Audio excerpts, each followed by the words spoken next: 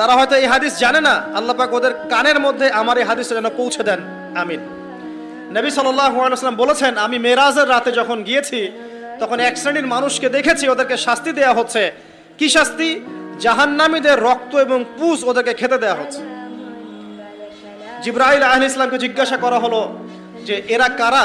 তিনি বললেন, এরা আপনার উম্মতের সেই সব ব্যক্তি যারা মাদকদ্রব্য সেবন করত। আল্লাহ রাব্বুল আলামিন তার হাবিবের মাধ্যমে জানিয়েছেন, যখন কোনো মুসলিম মাদক সেবন করে বা কোনো ব্যক্তি মাদক সেবন করে তখন 40 দিন তার নামাজ কবুল হয় না। এরপর যদি সে তওবা করে তাহলে আল্লাহ পাক তার তওবা কবুল করবেন ইনশাআল্লাহ। যদি সে আবারও মাদক খায় তওবা করার পর, আবার 40 দিন তার নামাজ কবুল হবে না। যদি সে আবার তওবা করে আল্লাহ পাক আবার তাকে মাফ করে দিবেন। যদি সে আবারও মাদক খায় আবার 40 দিন তার নামাজ কবুল হবে না।